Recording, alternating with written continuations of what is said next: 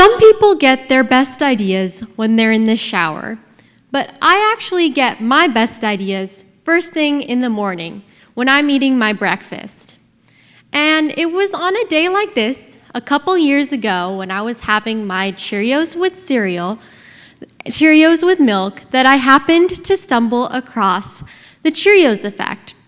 As I was sitting there looking at my bowl of Cheerios, I noticed that the bits of cereal tend to clump together in these little groups on the surface of the milk. And as I later realized, this is a result of surface tension. See, the surface of the milk curves underneath the weight of a single Cheerio, making a dip in the surface, which makes it easier for other Cheerios to glide together and form these clumps. However, more broadly, this concept of separate physical bodies searching and finding and pulling each other together is extremely common in the world of nature. Whether it be neurons searching for each other in the gray matter of our brains, or neutron stars rushing to collide in the vast expanses of space, separate physical objects are programmed to find connection. And since we as humans are made of the same stardust that created everything else eons ago, we too search for connection all around us. There's always been an evolutionary benefit to sticking together in a pack. In fact, for most of history, the drive to form social bonds with those around us actually acted as a tool of natural selection. Individuals who had stronger social bonds with others in their group were more likely to receive help in finding food, fighting enemies, and taking care of their young.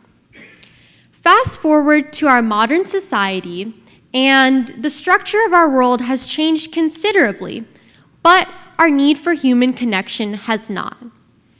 In fact, now more than ever, disconnection and loneliness run rampant.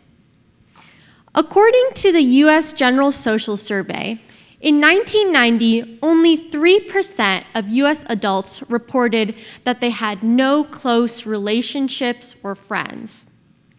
Fast forward to 2022, and that percentage has quadrupled. As of right now, over 40% of U.S. adults report that they feel chronically lonely.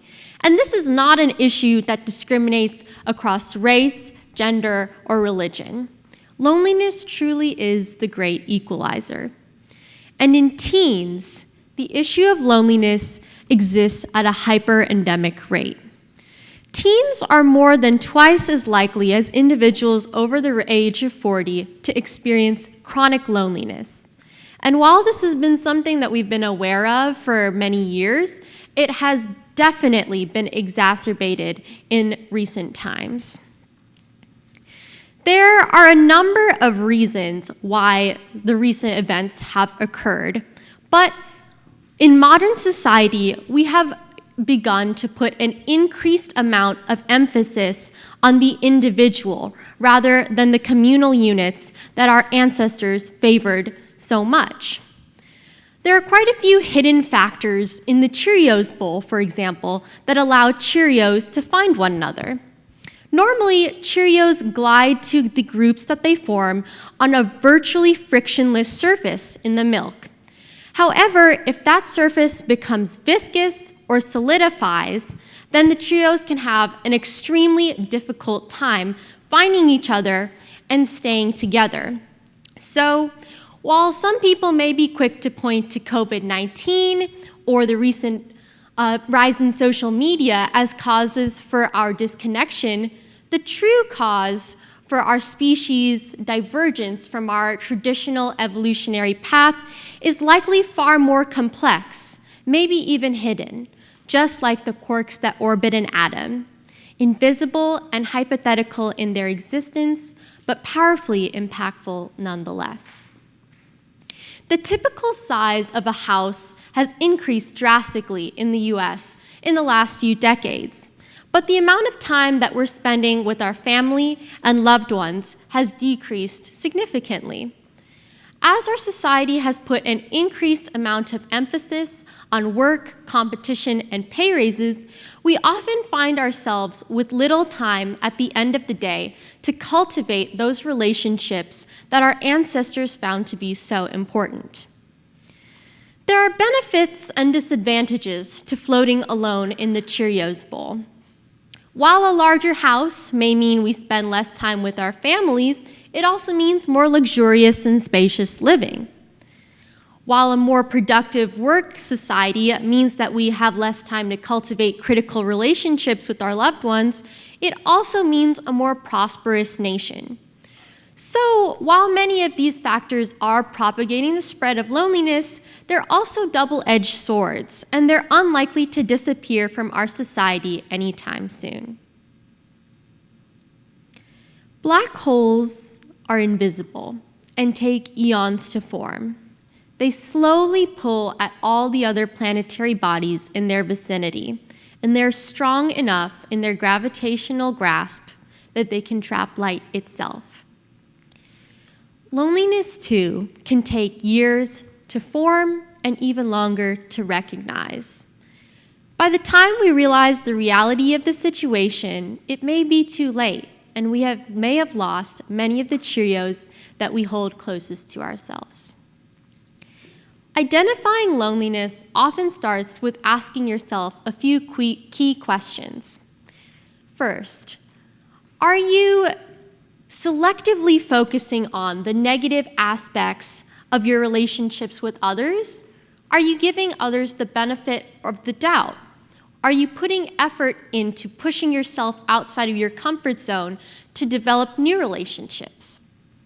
For example, you ask a friend or coworker if they want to spend time together after work one day, and they respond saying that they're too busy or too tired. And perhaps you suddenly jump to the conclusion that they're angry with you or they don't want to be friends anymore. Is that really logical thinking?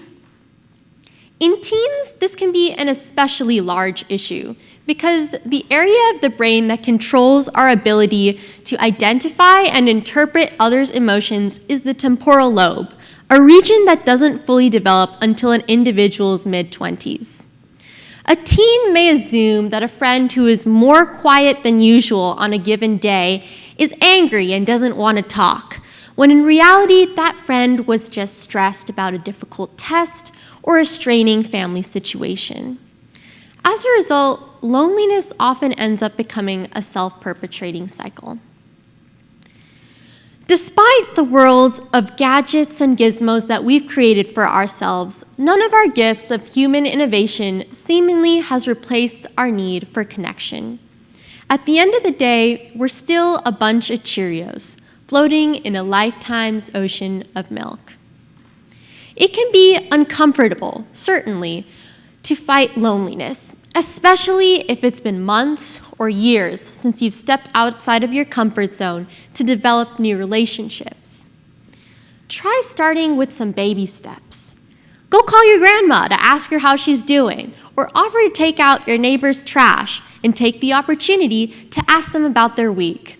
Maybe even challenge yourself to have a conversation with somebody you consider vastly different from yourself. In physics, objects that are in motion tend to like staying in motion, and those at rest tend to enjoy staying at rest. I'm sure you've all heard that one somewhere before. The truth is, inanimate or otherwise, all objects require a leap of faith, a transfer of energy, a trust in one's own structural integrity to make that first movement, that first action forward. And we, too, are part of that group, even if sometimes it can feel like we're just powerless Cheerios floating in an ocean of milk. A couple years ago, I had the opportunity to speak to a palliative care physician. That's somebody who takes care of terminally ill patients, usually right before they pass away. And I asked her, you know for sure in your line of work that life is short. So what is it that people want to talk about on their deathbed? And she said, it's not the last job they had, or the paycheck, or the house that they lived in. It's the friends that they had throughout their lives, the family members, the close relationships that they cherish the most. That's what they always come back to, because that's what our ancestors valued the most, that is what we value the most, and that is what our children will likely continue to value the most for generations to come. Thank you.